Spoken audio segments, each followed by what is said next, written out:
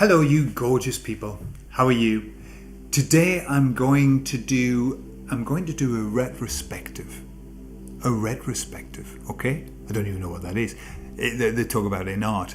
But we're going to talk about the past and stuff, okay? Tell you all about it on the other side.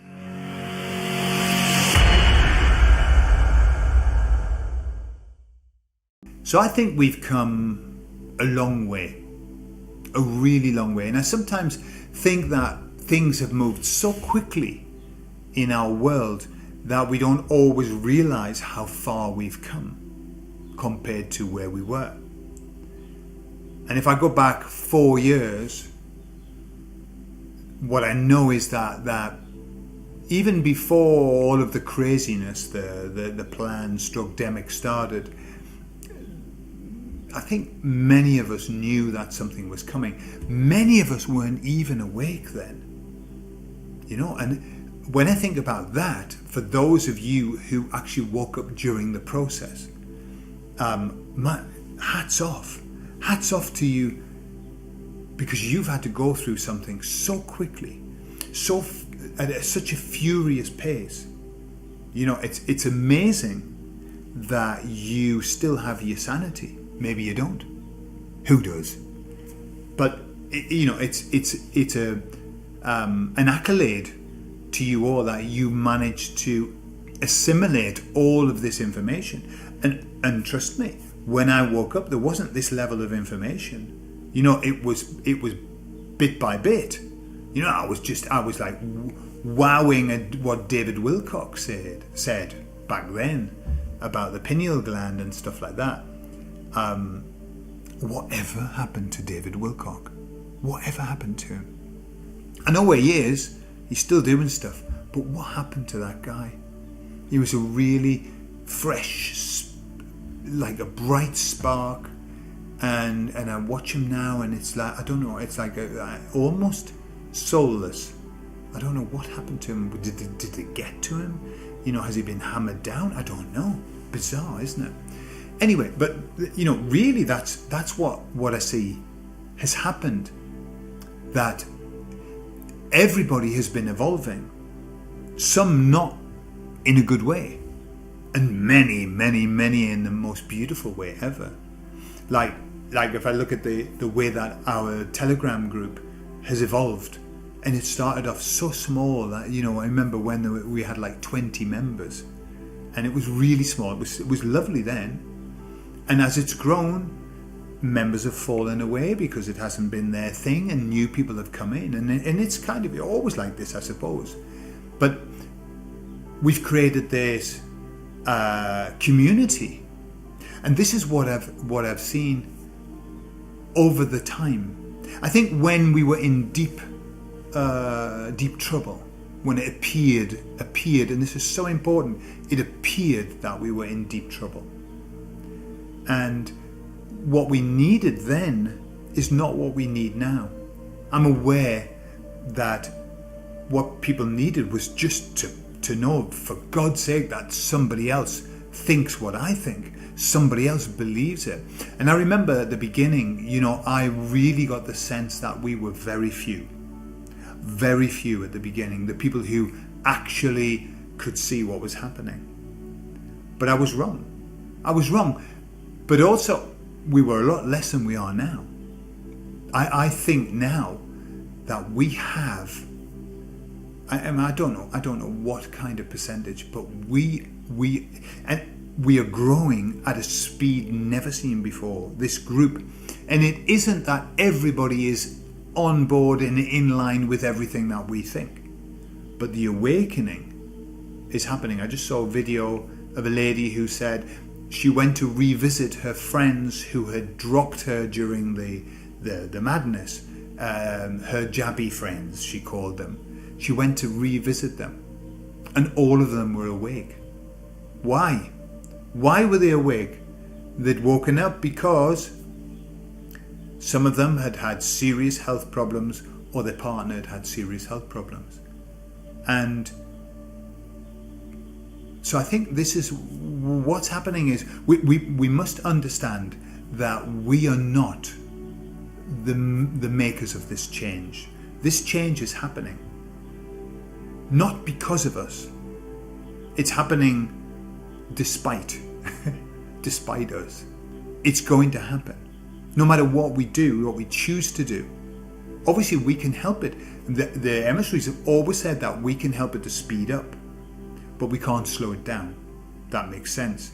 We can help it to go faster, but it has a minimum rate, and that rate will never change. That minimum rate is really accelerating now. It really is accelerating. And so what I hear now is, many groups, I suppose like our Telegram group, these groups have been forming over the years, and ideas have been forming, and people have started to begin grassroots movements. I mean, I heard a beautiful, here in Spain, there's a place not far from us, and they're doing exactly the same organic food, a tray of organic food, that service, exactly the same as the one that Richard Forbes was talking about, who's interviewing a lady in England. Now, isn't it strange that exactly the same thing has come up in Spain as is coming up in the UK? And we're all connected. We're all downloading the same stuff. And so I think this is where we're going to go to. I believe that we're going to go to a place where everybody is starting to do this stuff together and bugger them. That's where we're going to be. But when I think back to like 4 years ago when I started to channel the emissaries and didn't know what the hell that was about, and I mean, retrospectively I look back and I think, oh right, I see the timing, and no wonder they were pushing for me to start my meditation, before this all happened. And it was only a very short space of time afterwards that it all kicked off. And personally for me, having that connection with the emissaries during this time has just been life-saving. But I'm also aware that the emissaries' message has also helped so many people. I'm so grateful for what they did, the way that they forced me into doing this. I didn't want to, but they forced me into doing it, and I understand why now. What I'm aware of is that anxiety that we had isn't there. I don't get the sense. I feel people are much more practical now, and so the message is different now. The message is different. The emissaries still give the same message. Everything's fine. Everything's as it should be. Everything's going the right way.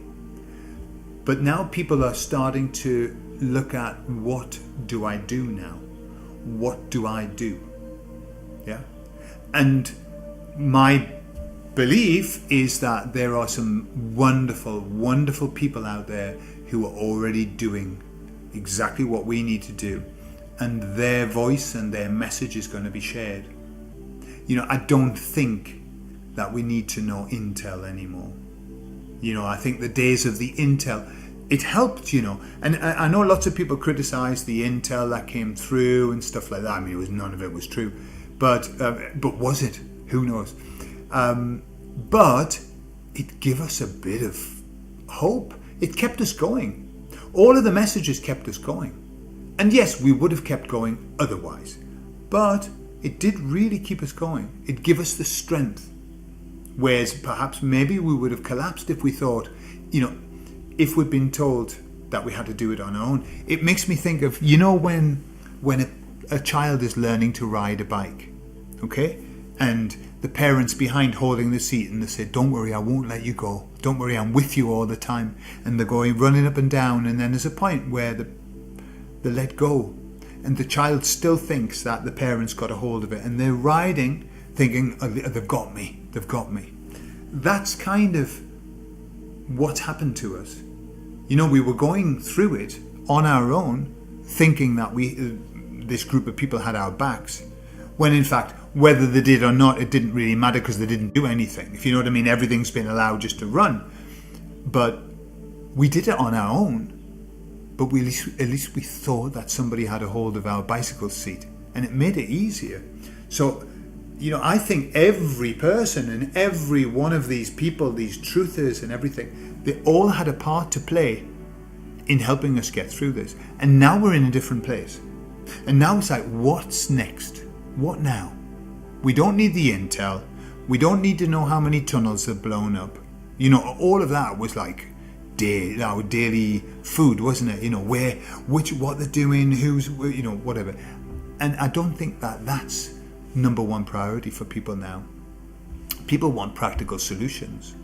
And so I'm seeing that happening. And this was something that the emissary said, that this is what was going to happen, that new leaders were going to emerge, the new leaders with practical solutions, starting to do practical things. And all that'll happen is that the baddies will just fall into obsolescence, only because nobody's interested in them. They'll have their little followers, they'll have their little cult or whatever, but we are just going to move away. We're just going to move away and do our own shit. So the times are changing. I feel it. I feel this big shift. And we're always talking about shifts, we've had loads of shifts. This is what it's all about. This is a constant shift. But I feel this big shift in terms of practicality, in terms of what we're going to do now, how we're going to manage this. And I just think all of these beautiful people are going to come forward and they're going to start to show us. They're going to start to lead us. And to be honest, about fucking time, isn't it? That we had somebody who actually wants to lead us because they love humanity. Wouldn't that be? That makes me feel emotional. Just to think of people who actually might love us and who might want to guide us. How beautiful is that? So, let's keep focusing on that. Let's keep expecting that, and it's going to happen. It's happening now. And everything's all right. But we're in a nice bit. We are in a nice bit. Even though, there's going to be this spike of something, this craziness or whatever. It doesn't matter. It's the baddies trapped in a corner, the dying animal, the wounded animal. That's all. Yeah. So, there you are. They're my thoughts in this retrospective. I love you all, and I'll speak to you all soon. Take care.